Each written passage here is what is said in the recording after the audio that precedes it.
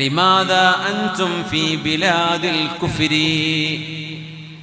അള്ളാഹുവിന്റെ ദീനനുസരിച്ച് ജീവിക്കാൻ പറ്റാത്ത ഒരു കുഫറിന്റെ സാഹചര്യത്തിൽ എന്തിന് നിങ്ങൾ ജീവിച്ചു എന്ന് ചോദിക്കുമ്പോൾ അവർ പറയുന്ന മറുപടിയാണ് കുന്നാ മുസ്തദ്അഫീന ഫിൽ അർള് ഖാലൂ. മലക്കുകൾ വീണ്ടും ചോദിക്കും, ഇത് മരണസമയത്ത് നടക്കുന്ന ചോദ്യം ചെയ്യലാണ്. അലം തകുൻ അർളുല്ലാഹി വാസിഅ, അല്ലാഹുവിന്റെ ഭൂമി വിശാലമായിരുന്നില്ലേ?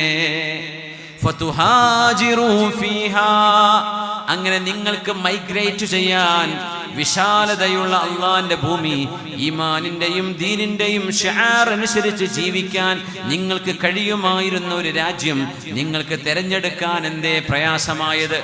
എന്തേ നിങ്ങളതിന് മുൻഗണന കൊടുക്കാതിരുന്നത്?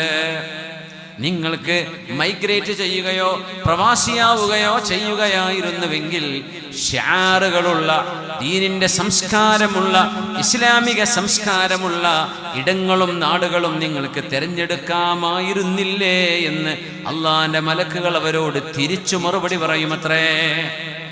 എന്ന് പറഞ്ഞാൽ ഒരു മനുഷ്യൻ ഏതെങ്കിലും ഒരു ചുറ്റുപാടിൽ ചെന്ന് പെട്ടുപോയി, ഞാൻ അങ്ങനെയായിപ്പോയി, ഞാൻ ചെന്നുപെട്ട നാട് അങ്ങനെയായി എന്ന ഒരു മറുപടി അള്ളാഹുവിനോട് പറയാൻ കഴിയില്ല. അള്ളാന്റെ ഭൂമി വിശാലമല്ലയോ?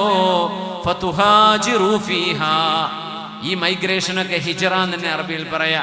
ഫതുഹാജിറൂ ഫീഹാ, അങ്ങനത്തെ നല്ല ഭൂമികയെ തെരഞ്ഞെടുത്ത് നിങ്ങൾക്ക് മൈഗ്രേറ്റ് ചെയ്യാമായിരുന്നില്ലേ എന്ന് അള്ളാഹുവിന്റെ മലക്കുകൾ അവരോട് ചോദിക്കുമെന്ന് പരിശുദ്ധമായ ഖുർആൻ. അള്ളാഹു ബോധം നൽകട്ടെ. വിദേശ രാജ്യങ്ങളിലും പല നാടുകളിലും പോയി പഠിക്കുന്ന നമ്മുടെ മക്കളെ അള്ളാഹുവേ നീ കാത്തുകൊള്ളണേ തമ്പുരാനെ. ഒരു തിന്മയിലേക്കും വഴികേടിലേക്കും മയക്കുമരുന്ന് ലോബികളിലേക്കും വ്യഭിചാരത്തിന്റെ ഗ്യാങ്ങുകളിലേക്കും ചെന്നുപെടാതെ റബ്ബേ ഞങ്ങളുടെ മക്കളെ നീ കാത്തുരക്ഷിക്കണേ തമ്പുരാനെ. ദുൽമുകൾ പലവിധമാണ്. അൽ മുസ്ലിമു അഖുൽ മുസ്ലിം ലാ യദ്ലിമുഹു വലാ യുസ്ലിമുഹു. ഒരു മുസ്ലിം അഖുൽ മുസ്ലിം, ഒരു മുസ്ലിമിന്റെ സഹോദരനാണ്. നമ്മൾ ഓരോരുത്തരും ഒരു ഉമ്മയാണ് നമ്മളെ പ്രസവിച്ചത് എന്ന ബോധം വേണം. നമ്മുടെ ഉമ്മമാരുടെ ഉമ്മയാണ്, നമ്മുടെ ഉപ്പമാരുടെ ഉമ്മയാണ് ഹവ്വാ റളിയല്ലാഹു അൻഹാ. നമ്മുടെ ഉമ്മപ്പമാരുടെ ഉപ്പയാണ് ആദം അലൈഹിസ്സലാം. ആ വഴിക്ക് മനുഷ്യ കുടുംബമെല്ലാം, മനുഷ്യരെല്ലാം ഒരു കുടുംബമല്ലയോ? എത്ര മനോഹരമായൊരു വീക്ഷണമാണ് ഇസ്ലാമിൻ്റെത്. അല്ലാഹു ഒരു ആണിൽ നിന്നും ഒരു പെണ്ണിൽ നിന്നുമാണ് നമ്മളെ പടച്ചത് എന്ന് പറയുമ്പോൾ നമ്മുടെ ഉമ്മ ഒന്നാണ് ഹവ്വാ ബീവി റളിയല്ലാഹു അൻഹാ. നമ്മുടെ ഉപ്പ ഒന്നാണ് ആദം അലൈഹിസ്സലാം. അതുകൊണ്ട് ഒരു മുസ്ലിം മറ്റൊരു മുസ്ലിമിന്റെ സഹോദരനാണ്. ലാ യദ്ലിമുഹു, ശ്രദ്ധിച്ചു മനസ്സിലാക്കുക. ഒരു മുസ്ലിമിനെയും മറ്റൊരു മുസ്ലിം ദുൽമ് ചെയ്യരുത്. കൂടെയുള്ള മറ്റു മതവിശ്വാസികളോടുമുള്ള ഇസ്ലാമിന്റെ നിയമം അതുതന്നെയാണ്. ഒരു മുസ്ലിമിന്റെ ഹക്കുകൾ ഏതോ ബഹുഭൂരിപക്ഷം ഹക്കുകളും അമുസ്ലിമീങ്ങളായ ആളുകൾക്കും വകവെച്ചു കൊടുക്കാനുള്ളതാണ്. ദുൽമ് ചെയ്യാൻ പാടില്ല. തങ്ങൾ പറയുമായിരുന്നു, നാളെ പരലോകത്ത് വരുമ്പോൾ ഏതെങ്കിലും നമ്മുടെ കൂടെ ജീവിക്കുന്ന അമുസ്ലിമായ ഒരു മനുഷ്യനോട്, ഒരു മുആഹിദിനോട്, ഒരു ദിമ്മിയായ മനുഷ്യനോട് നിങ്ങൾ ആരെങ്കിലും ഒരു അനീതി ചെയ്താൽ നാളെ അള്ളാഹുവിന്റെ കോടതിയിൽ ആ മനുഷ്യൻ റബ്ബേ നിന്റെ റസൂലിന്റെ അനുയായികൾ എന്ന് പറയുന്ന ആള് എന്നെ വഞ്ചിച്ചിട്ടുണ്ട്, എന്നെ പറ്റിച്ചിട്ടുണ്ട് എന്ന് പറയുമ്പോ അത് നിങ്ങൾ മനഃപൂർവ്വം ചെയ്തതാണെങ്കിൽ സംഭവിച്ചു പോകുന്ന പിഴവ്, സംഭവിച്ചു പോകുന്ന നഷ്ടം, സംഭവിച്ചു പോകുന്ന പരീക്ഷണങ്ങളിൽ പെട്ടുപോകുന്നതിനെ കുറിച്ചല്ല പറയുന്നത്. മനഃപൂർവ്വം ഒരാളിൻ്റെയും ഒന്നും ഒരു ഫിൽസ് പോലും നമുക്ക് എടുക്കാനോ അപഹരിക്കാനോ ഉപയോഗിക്കാനോ നമുക്ക് അവകാശമില്ല. അങ്ങനെ ഒരു മുആഹിദായ മനുഷ്യൻ, ഒരു മുസ്ലിമല്ലാത്ത ഒരു മനുഷ്യൻ നാളെ അള്ളാഹുവിന്റെ മുമ്പിൽ വന്ന് ഒരു മുസ്ലിമിനെതിരെ കേസ് ഫയൽ ചെയ്തു കഴിഞ്ഞാൽ ഞാൻ നാളെ ആ മുസ്ലിമിന് എതിരായിരിക്കും, നാളെ ഞാൻ ആ ദിമ്മിയിന്റെ കൂടെയായിരിക്കും. ആ മനുഷ്യന്റെ അവകാശം വാങ്ങിച്ചു കൊടുക്കുന്നവരെ ഞാൻ അള്ളാഹുവിനോട് ആ മുസ്ലിമിനെതിരെ വാദിക്കുമെന്ന് പറഞ്ഞ നബിയാണ് നമ്മുടെ റസൂൽ സ്വല്ലല്ലാഹു അലൈഹി വസല്ലം. അത് നമ്മൾ ശരിക്കും മനസ്സിലാക്കണം. ഈ ഉമ്മത്തിനോട് ആർദ്രതയും സ്നേഹവും, എന്നാൽ ഒരു യുദ്ധമോ മറ്റോ നടത്താതെ സമാധാനപരമായി ജീവിച്ചു പോകുന്ന സാഹചര്യത്തിൽ ഒരു മുസ്ലിമിന്റെ ഹക്ക് ഏതാണോ, നിയമമേതാണോ, അവകാശങ്ങൾ ഏതാണോ, അത് തന്നെയാണ് എല്ലാവരുടെയും. യുദ്ധക്കളത്തിലെത്തുമ്പോഴുള്ള നിയമം വേറെയാണ്. അത് യുദ്ധമുണ്ടാകുമ്പോഴല്ലേ. അതിനെ സംബന്ധിച്ച് ചർച്ച പോലും ഇപ്പൊ പ്രസക്തമല്ല. ഒരു മുസ്ലിം മറ്റൊരു മുസ്ലിമിന്റെ സഹോദരനാണ്. ലാ യദ്ലിമുഹു, അവനെ നിങ്ങൾ ആക്രമിക്കരുത്. വലാ യുസ്ലിമുഹു, അവന്റെ അഭിമാനം പിച്ചു ചീന്താൻ വേണ്ടി നിങ്ങൾ ജനങ്ങളിലേക്ക്, നിയമപാലയിലേക്ക്, അല്ലെങ്കിൽ കോടതിയിൽ അനാവശ്യമായ കേസ് പറഞ്ഞ് ഫയൽ ചെയ്യുന്നത്. നിരപരാധിയാണ് ഒരു മനുഷ്യനെന്നറിയാം, എന്നിട്ട് പോലും കള്ളക്കേസ് ഉണ്ടാക്കുന്നത്, പച്ച നുണ പറയാ, വഞ്ചിക്കാതെ വഞ്ചിച്ചു എന്ന് പറയാ, അപഹരിക്കാതെ അപഹരിച്ചു എന്ന് പറയാ, ഏതെങ്കിലും തരത്തിൽ നഷ്ടം സംഭവിച്ചു പോവുകയോ അല്ലെങ്കിൽ ഒരു മനുഷ്യന്റെ ഔട്ട് ഓഫ് കൺട്രോൾ, ഒരു മനുഷ്യന്റെ പരിധിക്കപ്പുറമുള്ള ഒരു വിഷയം സംഭവിച്ചു പോകുന്നത്, അങ്ങനെ ധാരാളം സംഭവിക്കാം. അത് മനഃപൂർവ്വമുള്ള വഞ്ചനയല്ല.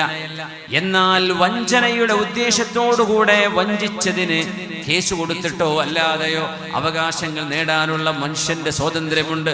എന്നാൽ ഒരു മനുഷ്യൻ പെട്ടുപോയതാണെന്നറിയാം, ഒരു മനുഷ്യൻ നിരപരാധിയാണെന്നറിയാം, വളരെ നിസ്സാരമായ പൈസക്ക് കേസ് കൊടുത്തിട്ട് വലിയ വലിയ തുകകൾ ഞങ്ങൾക്ക് വേണം, കിട്ടാനുണ്ട് എന്ന് പറഞ്ഞ് കേസ് ഫയൽ ചെയ്യുന്നവർ, വിവാഹവുമായി ബന്ധപ്പെട്ട് ഒരു വിവാഹമോചനം നടക്കുമ്പോ അന്തസ്സിൽ ഭർത്താവിന്റെ വീട്ടിൽ ജീവിച്ചു പോന്ന പെണ്ണ് ആ വീട്ടിൽ നിന്ന് വേർപിരിയുമ്പോൾ ഭർത്താവിനെതിരെ, ഭർത്താവിന്റെ വാപ്പക്കെതിരെ, ഉമ്മക്കെതിരെ, പെങ്ങന്മാർക്കെതിരെ ഒരു കാരണവുമില്ലാതെ ദേഹോപദ്രവം ചെയ്തു എന്ന് കേസ് കൊടുക്കുന്നവര്, ഉപദ്രവിച്ചു എന്ന് കേസ് കൊടുക്കുന്നവർ, അപമാനിച്ചു എന്ന് കേസ് കൊടുക്കുന്നവർ, അന്തസ്സോടെ നോക്കിയ, അന്തസ്സോട് ഒരു പൊന്നുമോളെ പോലെ പരിരക്ഷിച്ചു പോകുന്ന കുടുംബങ്ങളോട് പോലും കോടതിയുടെ മുമ്പിൽ ചെന്ന് 4 കാശ് കിട്ടും എന്ന മോഹം കൊണ്ട് പച്ചയായ നുണ പറഞ്ഞ് കേസുണ്ടാക്കി കൊടുക്കുന്ന പെണ്ണുങ്ങളെ,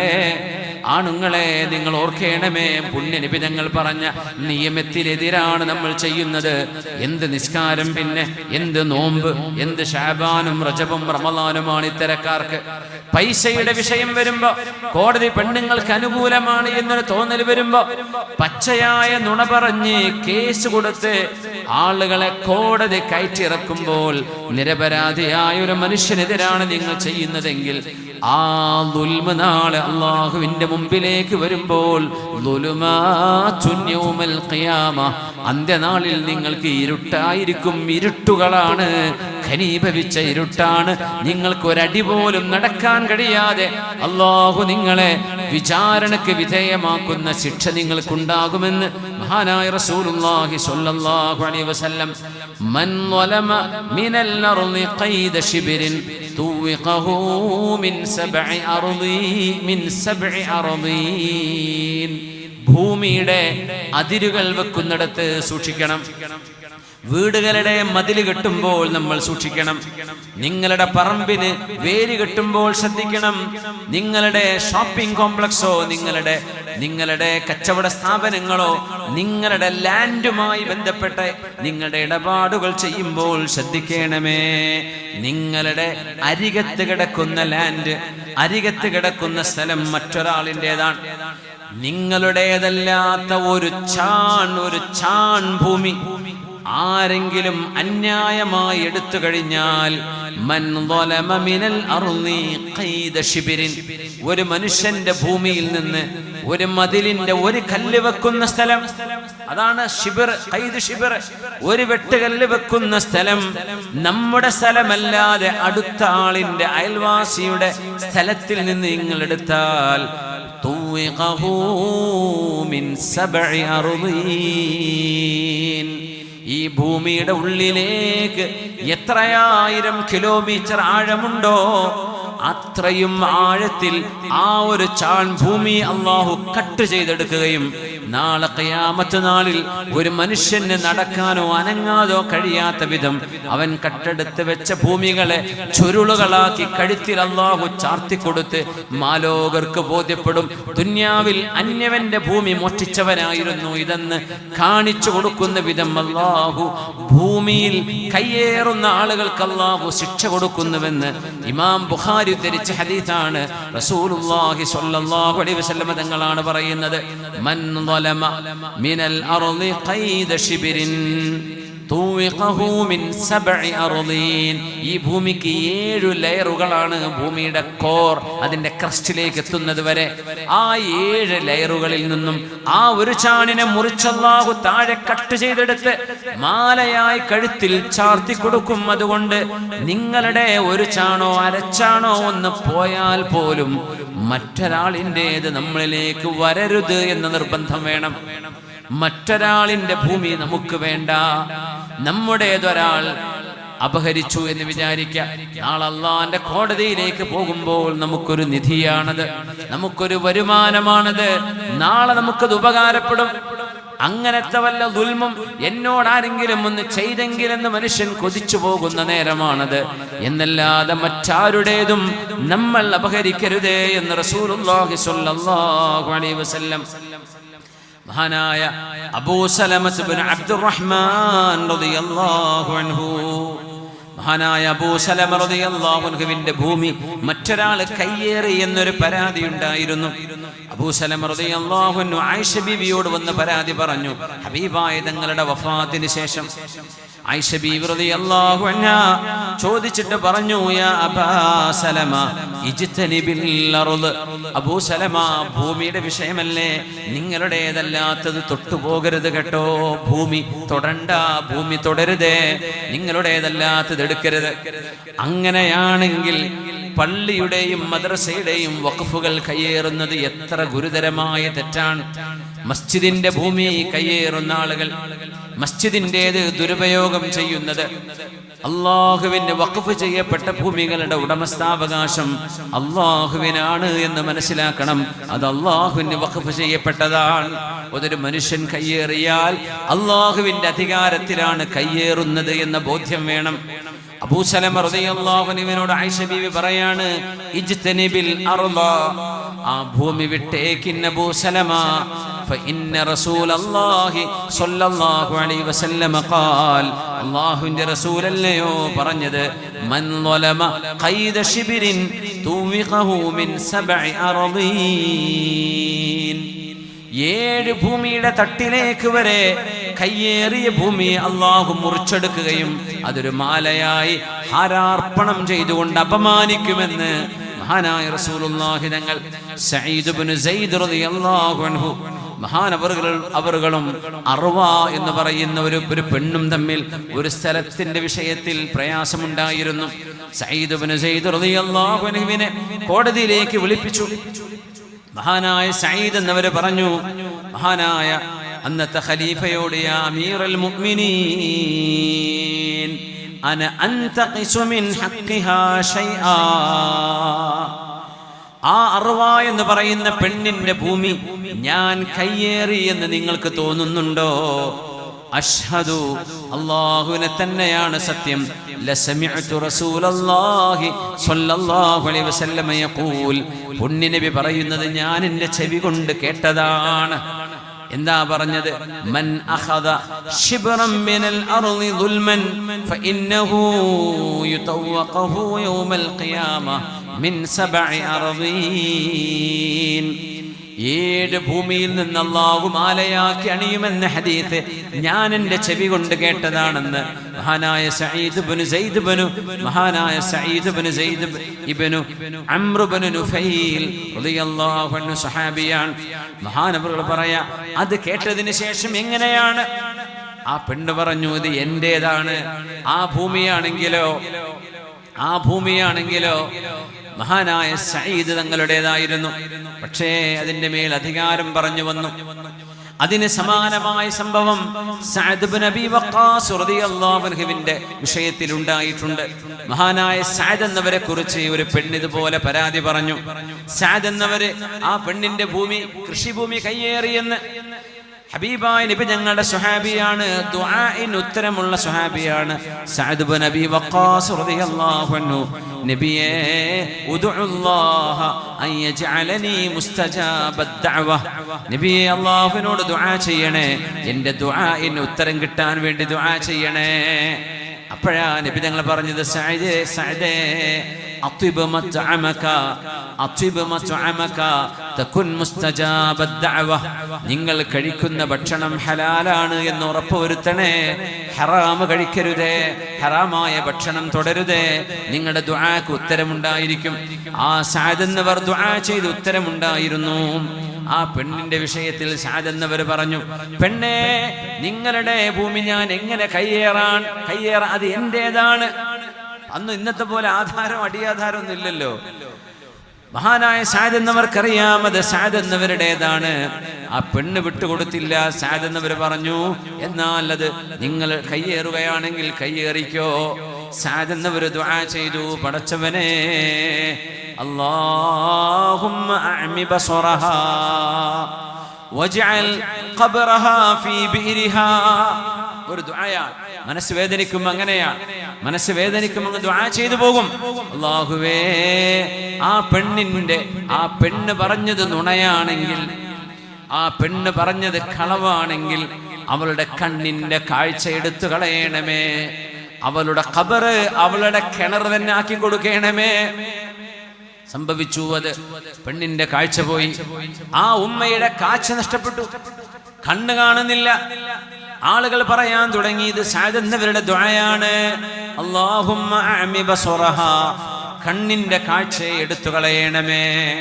കാഴ്ച അങ്ങോട്ട് പോയി. അങ്ങനെ തന്റെ വീടിന്റെ മുന്നിൽ ആ ഉമ്മ നടക്കുമ്പോൾ ആ കിണറ്റിൽ വീണിട്ടാണ് ആ ഉമ്മ മരിക്കുന്നത്. സഅദ് എന്നവർ പറഞ്ഞ ദുആയാണത്. വജഅൽ ബിറഹാ വജഅൽ ഖബ്റഹാ ഫീ ബിരിഹാ, ആ ഉമ്മയുടെ ഖബർ ആ കിണറ്റിൽ തന്നെ ആക്കി കൊടുക്കണേ എന്ന് പറഞ്ഞ പോലെ സംഭവിച്ചു. അതുകൊണ്ട് ദുൽമ്, അപകടം, ദുൽമ് ചെയ്യുന്നത്, അതിക്രമങ്ങൾ ചെയ്യുന്നത്, മാനസികമായ പ്രയാസമുണ്ടാക്കുന്നത്, ദുൽമ് സമ്പത്തിലോ സമ്പാദ്യങ്ങളിലോ ഭൂമിയിലോ സംഭവിച്ചാൽ അതിന് പകരമായി സത്യവിശ്വാസിയായ ഒരു മനുഷ്യൻ അല്ലാഹുവിലേക്ക് കൈ ഉയർത്തിയാൽ അതിന് വരുന്ന ഉത്തരം അപ്രതീക്ഷിതമായിരിക്കും. അല്ലാഹുവിന്റെ ഹബീബ് പറയുകയാണ്, മുആദ് ഇബ്നു ജബൽ എന്നവരെ യമനിലേക്ക് ദഅവത്തിന് പറഞ്ഞേക്കുമ്പോൾ, യാ മുആദ്, മുആദേ ഇത്തഖി ദഅവത്തൽ മദ്ലൂം, ഒരാളോടും അനീതി ചെയ്യരുതേ മുആദേ. നിങ്ങൾ ആരോടെങ്കിലും അനീതി ചെയ്താൽ ആ മനുഷ്യൻ അല്ലാഹുവിനോട് ദുആ ചെയ്യും. ഫഇന്നഹു ലൈസ ബൈനഹു വബൈന അല്ലാഹി ഹിജാബ്. ഇത്തഖി ദഅവത്തൽ മദ്ലൂം ഫഇന്നഹു ലൈസ ബൈനഹാ വബൈന അല്ലാഹി ഹിജാബ്. ആക്രമിക്കപ്പെട്ടു പോകുന്ന മനുഷ്യരുടെ പ്രാർത്ഥനയെ പേടിക്കണം. കാരണം അവരുടെയും അല്ലാഹുവിൻ്റെയും ഇടയിൽ വേറെ മറയില്ല എന്ന് റസൂലുള്ളാഹി സ്വല്ലല്ലാഹു അലൈഹി വസല്ലം. അല്ലാഹു നമുക്ക് കാവൽ തരട്ടെ. അല്ലാഹു നമുക്ക് റിസ്ക് നൽകട്ടെ. അല്ലാഹുവിനോട് റിസ്ക് തരാൻ, ഹലാല് തരാൻ പറയണം. ആരുടേതും ഒരു അവകാശം നമുക്ക് വേണ്ട, ആരുടെയും അവകാശങ്ങൾ വേണ്ട. മരണാനന്തരം മാതാപിതാക്കളുടെ മരണത്തിന് ശേഷം സ്വത്തുകൾ ഓഹരി വെക്കുമ്പോൾ ആ സ്വത്ത് ഓഹരി വെക്കേണ്ടത് ശർഅ് പറഞ്ഞ മീറാത്തിന്റെ നിയമമുണ്ട്, അനന്തരാവകാശ നിയമമുണ്ട്. ആ നിയമമനുസരിച്ചാണ് നിങ്ങൾ ഓഹരി വെക്കേണ്ടത്. മാതാപിതാക്കൾക്ക് വസിയത്ത് ചെയ്യാൻ പറ്റും. ആ വസിയത്ത് അനന്തരാവകാശമല്ല. വസിയത്ത് ചെയ്യുന്നത് അവരുടെ സ്വത്തിന്റെ 1/3 ബാധിക്കുകയുള്ളൂ. അത് തന്റെ മരണശേഷം ചെയ്യണം എന്ന് പറയുന്ന വസിയത്തുകൾ സമ്പത്തിന്റെ 1/3, ബാക്കി 2/3 ആ മയ്യത്തിന്റെ അവകാശികൾക്ക് ശർഅ് പറഞ്ഞ പ്രകാരം ഓഹരി വെക്കാനുള്ളതാണ്. അതിൽ ദുൽമ് ചെയ്യുന്ന ആളുകളുണ്ട്. ഓഹരി വെച്ചു കൊടുക്കാതിരിക്കുക, മുതിർന്ന ഏതെങ്കിലും ഒരാൾ അതിന് വിലങ്ങായി നിൽക്കുക. അതിപ്പോ വേണ്ട എന്ന് പറയാ, സമ്മതിക്കൂല എന്ന് പറയാ, ചെയ്യാൻ പാടുള്ളതല്ല. നമ്മുടെ മസ്ജിദിന്റെ മെഹ്റാബിൽ വന്നുകൊണ്ട് നമ്മുടെ ഖാദിയുമായി, നമ്മുടെ ഖതീബുമായി, പള്ളി കമ്മിറ്റിയുമായി കൂടിയിരുന്ന് നമ്മുടെ മസ്ജിദിന്റെ മെഹ്റാബിൽ വെച്ച് തീർക്കാൻ പറ്റുന്ന വിഷയങ്ങളാണ് അനാവശ്യമായ കോടതികളിലേക്ക്, കുടുംബ കോടതികളിലേക്ക് വഴിമാറുന്നത്. കോടതി വരാന്തകളിൽ മനുഷ്യന്മാർ മാസങ്ങളോളം നടക്കുകയാണ് വിധിയും കാത്തുകൊണ്ട്.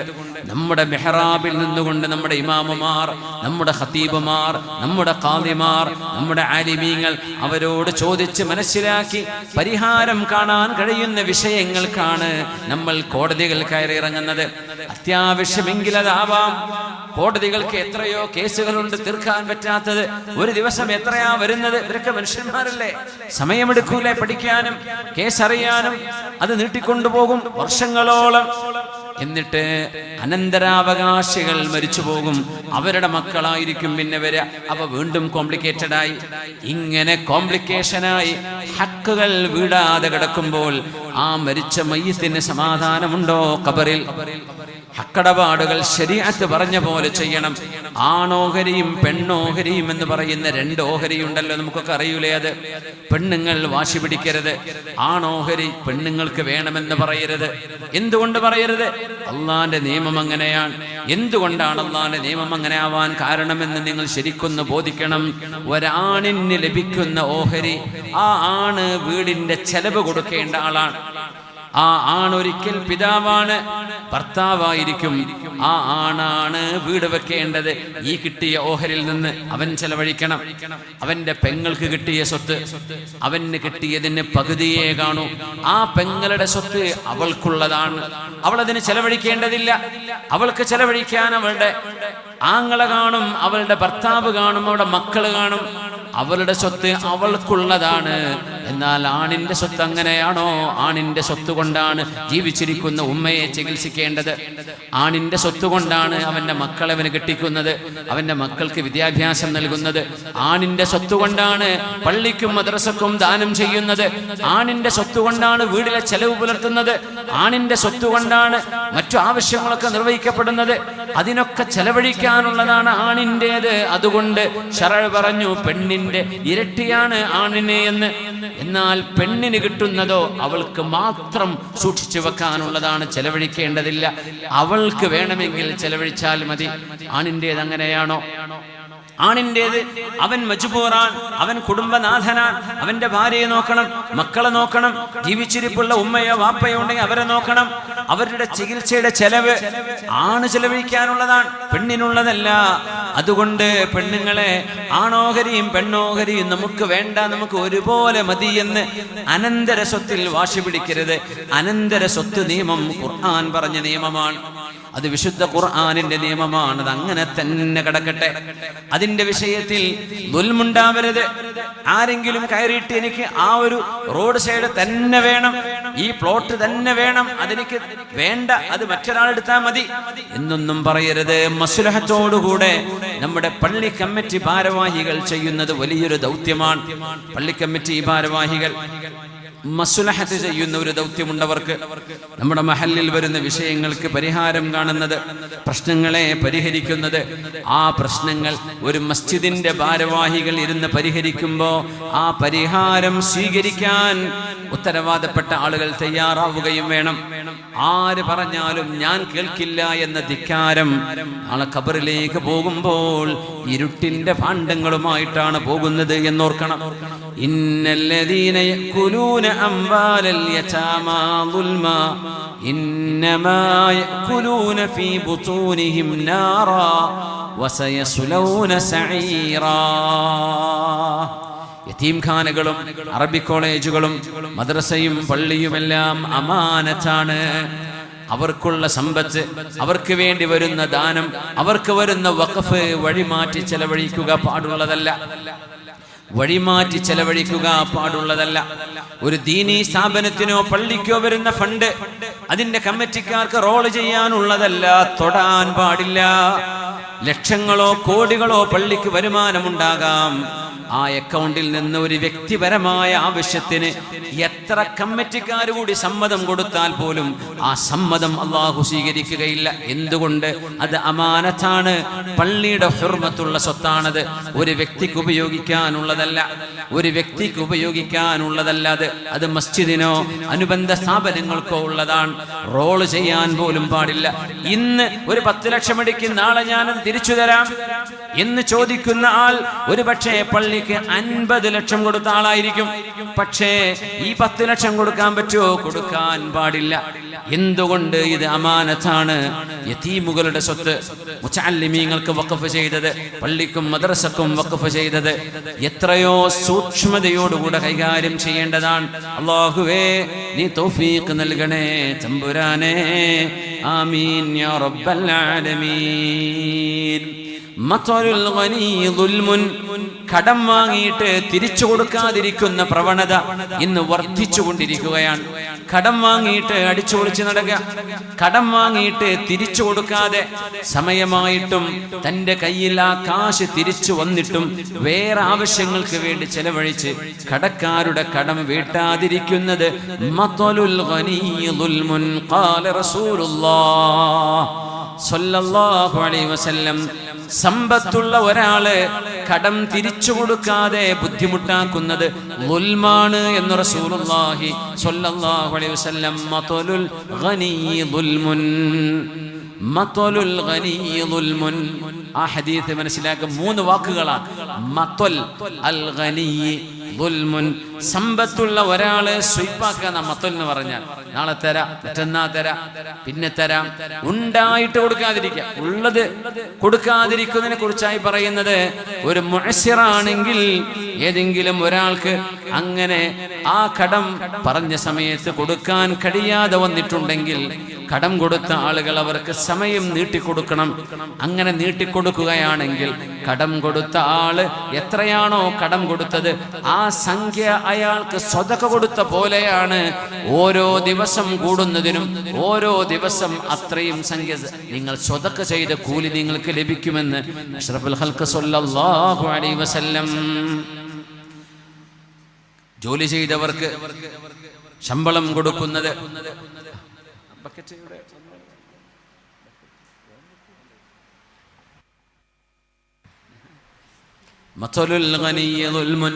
ഹബീബാനബി ഞങ്ങൾ പറഞ്ഞു, ജോലിക്ക് വെക്കുന്ന ആളുകൾ ഇത് ശ്രദ്ധിച്ച് മനസ്സിലായിക്കോളും. കുറച്ച് മുതലാളിമാരോടായി പറയാനുള്ളത്, അവർക്ക് ജോലിക്കാരുണ്ടാവും, ജോലി ചെയ്യുന്ന ആളുകളുണ്ടാവും. അവർക്ക് മാന്യമായ ശമ്പളം കൊടുക്കാതെ, അവരുടെ ഹക്ക് കൊടുക്കാതെ 1000-ഉം 10,000-ഉം ലക്ഷക്കണക്കിന് ജോലിക്കാര് ജോലി ചെയ്യുന്ന എത്രയോ മുതലാളിമാർ അല്ലാഹുവിന്റെ ദുനിയാവിലുണ്ട്. മലയാളക്കരയിലുണ്ട്, ഇന്ത്യയിലുണ്ട്, വിദേശ രാജ്യങ്ങളിലുണ്ട്. ഞാൻ പറയുന്നത്, ഏറ്റവും വലിയ കടപ്പാട് അവനവന്റെ ജോലി ചെയ്യുന്ന ജോലിക്കാർക്ക് കൃത്യമായ ശമ്പളം, തുച്ഛമായ ശമ്പളം കൊടുത്തിട്ട് നാട്ടുകാർക്ക് കോടികൾ സംഭാവന കൊടുത്തിട്ട് ഒരു കാര്യവുമില്ല. നിങ്ങളുടെ ജോലിക്കാർ അവര് നിങ്ങൾക്ക് എല്ലുമുറിയെ ഉറക്കമൊഴിച്ച് അവരുടെ അധ്വാനവും സമയവും നിങ്ങൾക്ക് ചെലവഴിച്ചത് കൊണ്ടല്ലേ നിങ്ങൾക്ക് കോടികൾ വരുമാനം ഉണ്ടാക്കാൻ പറ്റുന്നത്. ഏതെങ്കിലും ഒരു വിശേഷപ്പെട്ട ദിവസം വരുമ്പോ നാട്ടുകാർക്കോ ഏതെങ്കിലും സംവിധാനങ്ങൾക്കോ നിങ്ങൾ കോടികൾ ഓഫർ ചെയ്യുമ്പോ ആ ഓഫർ ചെയ്യുന്നതിന്റെ മുമ്പ് നിങ്ങളുടെ ജോലിക്കാർക്ക് നിങ്ങൾ മാന്യമായ ശമ്പളമാണോ കൊടുക്കുന്നത് എന്ന് ഉറപ്പുവരുത്തുക. ആ പാവങ്ങൾക്ക് എന്തെങ്കിലും ഒരു ചെറിയ സമ്മാനത്തുക, എന്തെങ്കിലും ഒരു ഹദിയ അവർക്ക് കൊടുത്തിട്ടാണ് നിങ്ങൾ മറ്റുള്ളവർക്ക് കൊടുത്തിട്ട് കാര്യമുള്ളൂ. അവരുടെ കാര്യം ശ്രദ്ധിക്കാതെ, അവർക്ക് മാന്യമായ ശമ്പളം കൊടുക്കാതെ, അവരുടെ ഹക്ക് വീട്ടാതെ നാട്ടുകാരുടെ മുമ്പിൽ പേരും പെരുമയും ഉണ്ടാക്കാൻ ലക്ഷങ്ങളുടെ സംഭാവന കൊടുത്തു എന്ന് പറയുന്ന ആ ഒരു മെയ് നടിക്കുന്ന പരിപാടി അല്ലാഹു സ്വീകരിക്കുകയില്ല. മുഅ്മിനേ, പടച്ചവനെ ഭയപ്പെടുന്ന ആളുകളോടാണ് പറയുന്നത്. നിങ്ങളുടെ ആദ്യത്തെ കടപ്പാട് നിങ്ങൾക്ക് വേണ്ടി പണിയെടുക്കുന്ന നിങ്ങളുടെ ആമിലീങ്ങളോടാണ്. അവർക്ക് നിങ്ങൾ ശമ്പളം കൊടുക്കും. ഏത് നിസ്സാരമായ ശമ്പളത്തിന് നാളെ കിട്ടും. അതാണോ അവസ്ഥ? ജോലി കിട്ടാത്തതിന്റെ പേരിൽ ഇപ്പൊ ഗൾഫിലൊക്കെ ആണെങ്കിൽ 1000, 1200, 1300 ദിർഹമോ റിയാലോ ശമ്പളം എന്ന് പറഞ്ഞ ആളുകൾ കയറും ജോലിക്ക്. എന്തിന്? അതെങ്കിലും അതാവട്ടെ.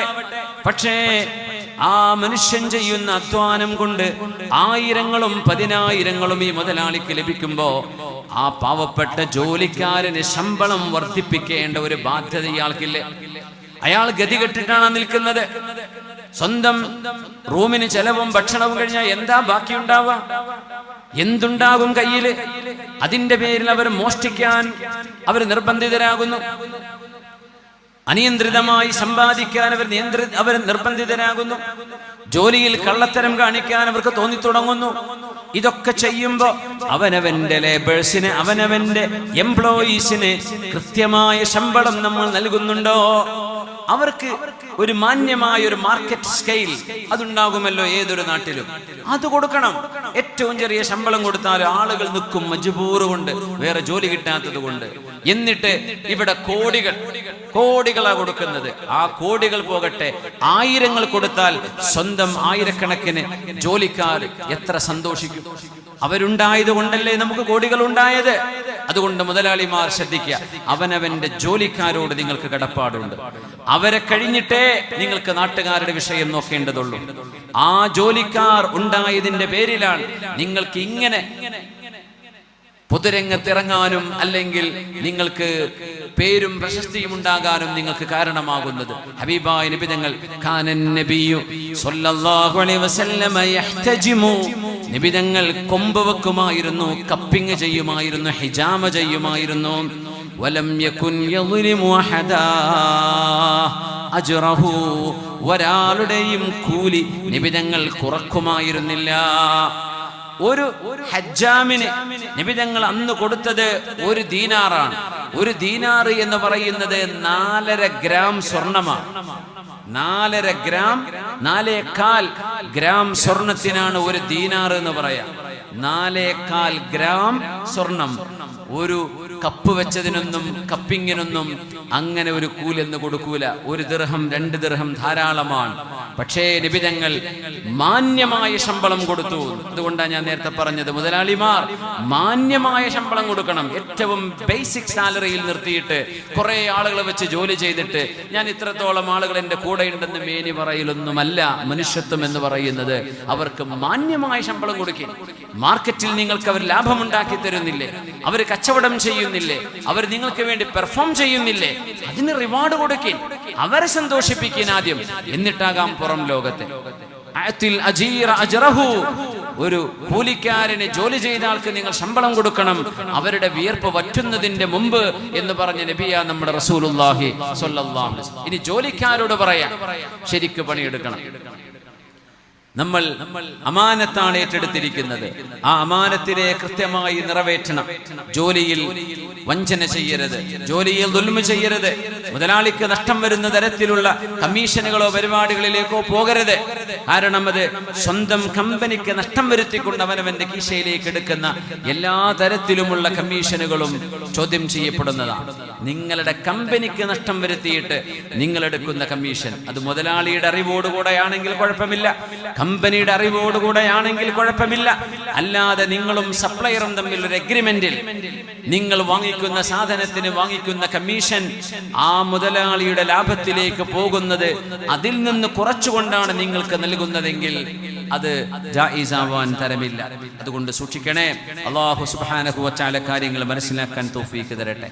വല്ലാഹു ലാ യുഹിബ്ബുൽ ളാലിമീൻ. അനീതി ചെയ്യുന്നവരെ അല്ലാഹുവിന് ഇഷ്ടമല്ല. പിന്നെ പറഞ്ഞു അലാ ലഅനതുല്ലാഹി അലൽ ളാലിമീൻ. അറിയണേ, അല്ലാഹുവിന്റെ ശാപമുണ്ട് അനീതി ചെയ്യുന്നവർക്ക്. നമ്മുടെ പരിപാടിയുടെ വിജയത്തിന് വേണ്ടി നമ്മുടെ പ്രവർത്തകര് ബക്കറ്റുമായി വരുന്നുണ്ട്. ഇൻഷാ അല്ലാഹ് കഴിവിന്റെ സഹായങ്ങൾ ചെയ്യണേ.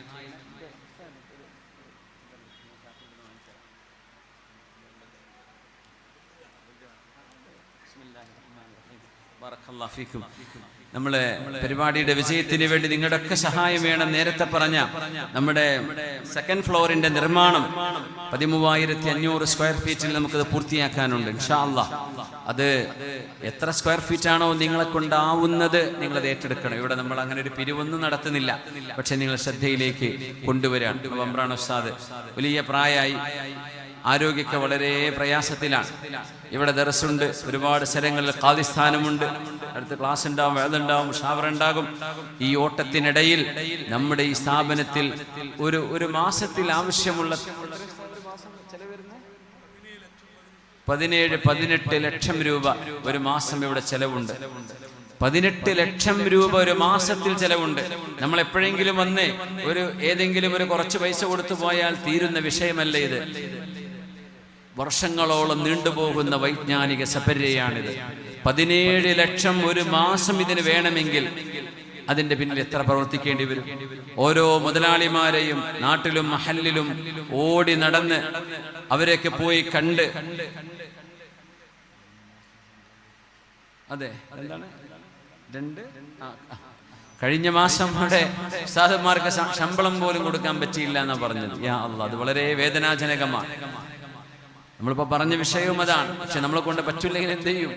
അത് പറ്റണം.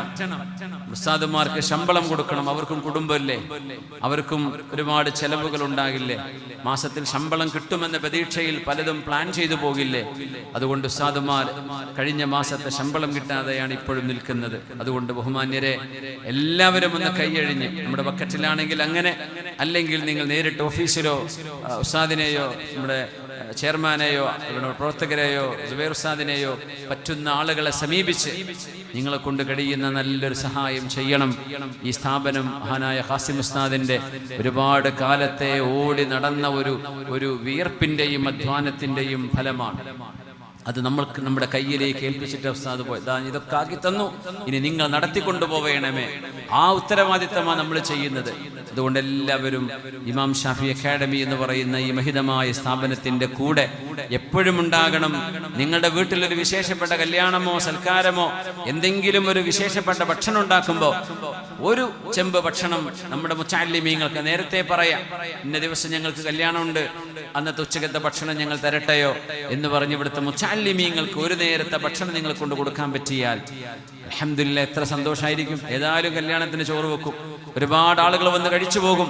നമ്മുടെ മുത്തഅല്ലിമീങ്ങൾക്ക് അതിനൊരു ആശ്വാസവുമാകും. നമ്മുടെ ചെലവിലേക്ക് അത് വലിയൊരു ആശ്വാസം കൂടിയാണ്. അതുകൊണ്ട് എല്ലാവരും നമ്മുടെ വീട് പോലെ, നമ്മുടെ സ്ഥാപനം പോലെ, നമ്മുടെ കുടുംബത്തിലെ അംഗങ്ങളാണ് ഇവിടുത്തെ മക്കള് എന്ന ബോധത്തോടുകൂടെ നമ്മുടെ ഈ സ്ഥാപനത്തെ ചേർത്ത് പിടിക്കണമെന്ന് പ്രത്യേകമായി ഓർമ്മപ്പെടുത്തുകയാണ്. അല്ലാഹു സുബ്ഹാനഹു വ തആല തൗഫീഖ് നൽകട്ടെ. ആമീൻ യാ റബ്ബൽ ആലമീൻ. മഹാനായ റസൂലുള്ളാഹി തങ്ങളുടെ മുമ്പിൽ ഒരു ഹദറമിയായ മനുഷ്യനും ഒരു കിന്ദിയായ മനുഷ്യനും കടന്നു വരികയാണ്. ജാഅ റജുലുൻ മിൻ ഹദറമൗത്ത് വറജുലുൻ മിൻ കിൻദത ഇല നബി സ്വല്ലല്ലാഹു അലൈഹി വസല്ലം. ഹദറമി യമനുകാരനാണ്. യാ റസൂലല്ലാഹ്, അല്ലാഹുവിന്റെ റസൂലേ, ഇന്ന ഹാദാ ഖദ് ഗലബനി അലാ അർദിൻ ലീ കാനത് ലി അബീ. കിന്ദിയായ ആളെ സംബന്ധിച്ച് പരാതി പറയാനാ വന്നത് ഹദറമി. നബിയേ, എന്റെ വാപ്പ വഴി എനിക്ക് ലഭിച്ച ഒരു ഭൂമി, ആ ഭൂമി ഈ കിന്ദിയായ മനുഷ്യൻ എന്നിൽ നിന്ന് അപഹരിച്ചിരിക്കുന്നു നബിയേ. അതെന്റെ വാപ്പയിൽ നിന്ന് എനിക്ക് ലഭിച്ച ഭൂമിയാണ്. ഇപ്പൊ കിന്ദിയോട് നബി ഞങ്ങൾ ചോദിച്ചു, അത് അങ്ങനെയാണോ? ആൾ പറഞ്ഞു, ഹിയ അർളി, അത് എന്റേതാ നബിയേ, ഫീ യദി, എന്റെ അധികാരത്തിലാണ്, അസ്റഉഹാ, ഞാൻ അവിടെ കൃഷി ഇറക്കുന്നുണ്ട്, ലൈസ ലഹു ഫീഹാ ഹഖ്ഖുൻ, ഈ ഹദറമിക്ക് ഒരു അവകാശവും അതിൽ പറയാനില്ല, അത് എന്റേതാണ്, ഞാൻ കൃഷി ഇറക്കിക്കൊണ്ടിരിക്കുകയാണ്. റസൂലുള്ളാഹി ഞങ്ങൾ ചോദിച്ചു ഹദറമിയോട്, അലക ബയ്യിന, നിങ്ങൾക്ക് തെളിവുണ്ടോ നിങ്ങളുടേതാണെന്ന് പറയാൻ? ബയ്യിനത്തുണ്ടോ? അദ്ദേഹം പറഞ്ഞില്ല, എൻ്റെ അടുത്ത് തെളിവില്ല. അപ്പൊ പറഞ്ഞു, ഫലക യമീനുഹു, എന്നാൽ നിങ്ങൾ ആരെ പറ്റിയാണോ ആരോപിച്ചത് അയാൾക്ക് സത്യം ചെയ്യാൻ അവകാശമുണ്ട്. നിങ്ങൾക്ക് തെളിവുണ്ടെങ്കിൽ തെളിവ് കാണിക്കുക, അല്ലെങ്കിൽ അയാൾ സത്യം ചെയ്ത് പറയണം ഇത് എന്റേതാണ് എന്ന്. സത്യം പറയാൻ പോകുമ്പോ ഹദറമി പറഞ്ഞു, നബിയേ, ഈ കിന്ദിയായ മനുഷ്യനെ നിങ്ങൾക്കറിയുമോ? യാ റസൂലല്ലാഹ്, ഇന്നർ റജുല ഫാജിറുൻ ലാ യുബാലി അലാ മാ ഹലഫ അലൈഹി. ഇത് തെമ്മാടിയാ നബിയെ, ഫാജിറാൻ, അവന് എന്തും സത്യം ചെയ്യാൻ ഒരു മടിയില്ല. അങ്ങനെയുണ്ട്, എല്ലാ കള്ളത്തരം ചെയ്ത് അവസാനം മുസാഫ് കൊണ്ടുവരും സത്യം ചെയ്യാൻ. ഓന് മുസാഫിന്റെ മേലെ ഒരു കെട്ട് മുസാഫ് കൊടുത്താലും സത്യം ചെയ്യും. പച്ച നുണയായിരിക്കും പറയുന്നുണ്ടാവുക. അവർക്ക് സത്യം ചെയ്യുന്നതിൽ പേടിയില്ല. ഞാന് നബിയെ, അവൻ സത്യം ചെയ്തേക്കും, എനിക്ക് തെളിവില്ലെന്ന് പറഞ്ഞ് എൻ്റെ അടുത്ത് പേപ്പറൊന്നുമില്ല, എൻ്റെ അടുത്ത് എന്റേതാണെന്ന് തെളിയിക്കാൻ രേഖകളില്ല നബിയെ.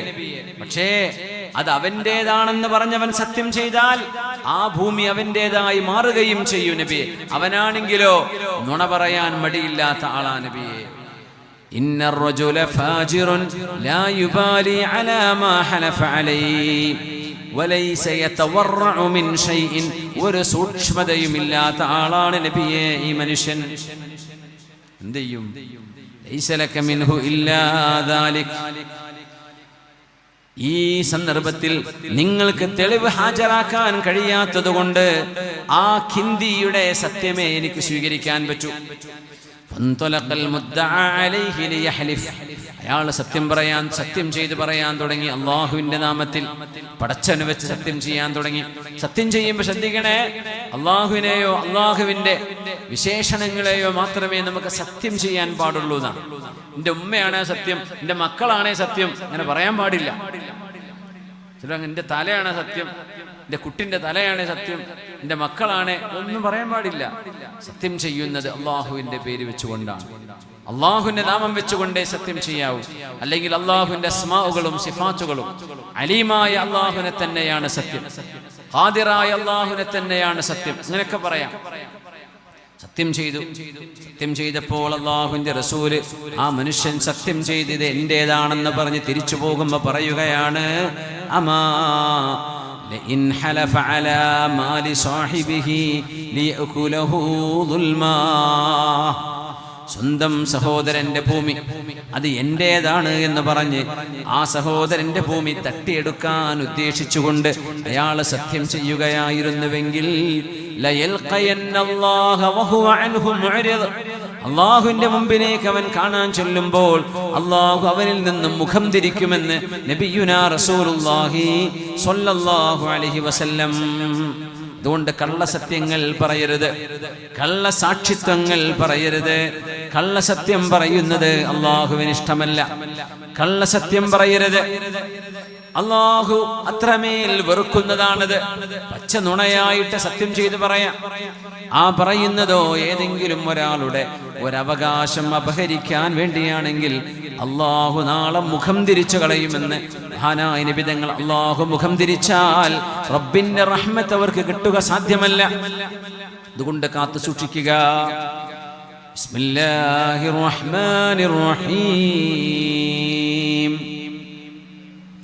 قال لقد ظلمك بسؤال نعجتك إلى نعاجه وإن كثيرا من الخلطاء ليبغي بعضهم على بعض إلا الذين آمنوا وعملوا الصالحات وقليل ما هم.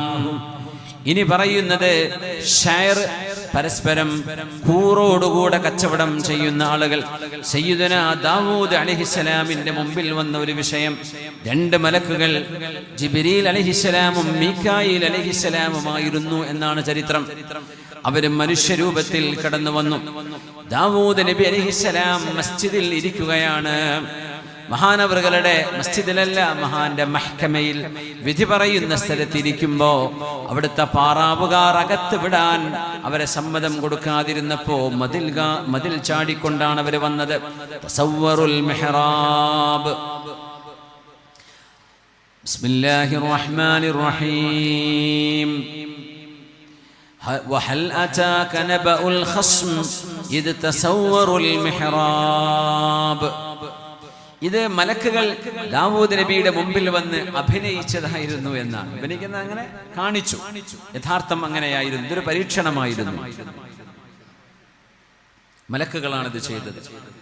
വഹൽ അതാക നബഉൽ ഖസ്ം. പരാതിയുമായി വന്ന ആളുകളുടെ വിഷയം അങ്ങ് അറിഞ്ഞോ നബിയേ? ഇത് തസവ്വറുൽ മിഹ്റാബ്, മതിൽ ചാടി കടന്നുകൊണ്ടവർ വന്നു. ഇദ്ദഖലു അലാ ദാവൂദ ഫഫസിഅ മിൻഹും, ദാവൂദ് നബി അലൈഹിസ്സലാമിന്റെ മുമ്പിലേക്ക് അവർ കടന്നു വന്നപ്പോൾ ഫഫസിഅ മിൻഹും, ദാവൂദ് നബി അവരെ കണ്ട് പേടിച്ചു. ദാവൂദ് അലൈഹിസ്സലാം ഫലസ്തീനുകാരനാണ്. ദാവൂദ് നബിയുടെ ഖബറുള്ളത് മസ്ജിദുൽ അഖ്സയുടെ തൊട്ടടുത്താണ്. അത് ജൂതന്മാരുടെ കൺട്രോളിലാണ് സ്ഥലം. നമുക്ക് സിയാറത്തൊക്കെ ചെയ്യാൻ പറ്റാറുണ്ട്. നമുക്കവിടെ യാസീൻ ഓതാം, അവരവിടെ നിന്ന് തെൽമൂദ് ഓതിക്കൊണ്ടിരിക്കും. ജൂതന്മാരും അവരുടെ കുറേ മുത്തഅല്ലിമീങ്ങളൊക്കെ ഉണ്ടാവും. അവരൊക്കെ ഇങ്ങനെ തെൽമൂദ് ഓതി, അവരൊക്കെ ഇങ്ങനെ തലയാട്ടിയിട്ടാണ് ഊതുക. അങ്ങനെ ഒരു പ്രത്യേക ഒരു സ്റ്റൈലുണ്ട് അവരുടെ ജൂത മുത്തഅല്ലിമീങ്ങൾ.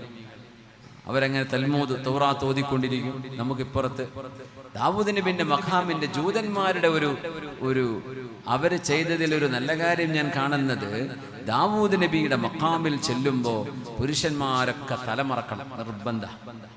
നമ്മൾ തൊപ്പിയോ തലപ്പാവോ നമ്മുടെ തലയിൽ ഇല്ലെങ്കിൽ അവരുടെ ഒരു ചെറിയ തട്ടിത്തൊപ്പിണ്ടല്ലോ, അത് വെച്ച് തരും തലയിൽ. അത് വെച്ചിട്ടേ ദാവൂദ് നബിന്റെ മഖാമിലേക്ക് കടക്കാൻ പറ്റുള്ളൂ. അത് മാത്രല്ല, ആണുങ്ങൾ വേറെ പോകണം, പെണ്ണുങ്ങൾ വേറെ സൈഡിലേക്ക് പോകണം, മിക്സ് ആവാൻ പാടില്ല. ഇത് ജൂതന്മാരുടെ അവരുടെ നിയമം, നമ്മുടെ നിയമം അത് തന്നെയാണ്. അങ്ങനെ ഒരു ഹുർമത്തുള്ള മഖാമാണ് ദാവൂദ് നബി അലൈഹിസ്സലാമിന്റെ മഖാം. അവർ ദാവൂദ് നബി എന്നല്ല വിളിക്കുക, അവർ കിങ് ഡേവിഡ്, അങ്ങനെ അവിടെ പേരൊക്കെ എഴുതാം. രാജാവായ ദാവൂദ് അലൈഹിസ്സലാം, രാജാവാ, നമുക്ക് അവർ നബിയാണ്. അല്ലാഹുവിന്റെ നബിയായ ദാവൂദ് അലൈഹിസ്സലാം, സുലൈമാൻ നബിയുടെ വാപ്പ ദാവൂദ് അലൈഹിസ്സലാം. അവരാണ് മസ്ജിദുൽ അഖ്സയെ കെട്ടിപ്പടുത്തത്. ഇസ്മായിൽ നബിയും ഇബ്രാഹിം നബിയും, വാപ്പയും മോനും. ഇസ്മായിൽ നബി മോനാൻ, ഇബ്രാഹിം നബി ഉപ്പയാണ്. അവർ കഅബയുടെ പുനരുദ്ധാരണം ചെയ്ത പോലെ മസ്ജിദുൽ അഖ്സയുടെ പുനരുദ്ധാരണം ചെയ്തത് ദാവൂദ് നബിയും മകൻ സുലൈമാൻ നബിയുമാണ് അലൈഹിമുസ്സലാം, വാപ്പയും മകനുമാണ്. ഇദ്ദഖലു അലാ ദാവൂദ ഫഫസിഅ മിൻഹും, ദാവൂദ് നബിയുടെ മുമ്പിലേക്ക് രണ്ട് മലക്കുകൾ മനുഷ്യരൂപത്തിൽ ചാടിക്കടന്നു വന്നപ്പോൾ ദാവൂദ് നബി പേടിച്ചു പോയി. ഖാലൂ ലാ തഖഫ്, ദാവൂദ് നബിയെ പേടിക്കണ്ട. ഖസ്മാനി ബഗാ ബഅദുനാ അലാ ബഅദ്, ഞങ്ങൾ രണ്ട് പാർട്ട്ണർഷിപ്പ് കച്ചവടക്കാരാണ്. ഞങ്ങൾ അങ്ങോട്ടും ഇങ്ങോട്ടും വഴിവിട്ട് പെരുമാറുകയുണ്ടായി. അതുകൊണ്ട് ഞങ്ങളിൽ നിയമം പറയണം, ഞങ്ങളിൽ വിധി കൽപ്പിക്കണം. ഫഹ്കും ബൈനനാ ബിൽ ഹഖ് വലാ തുഷ്തിത് വഹ്ദിനാ ഇലാ സവാഇസ് സിറാത്ത്. എന്താ അവിടെ വിഷയം? ഇന്ന ഹാദാ അഖീ, ഇതെന്റെ സഹോദരൻ.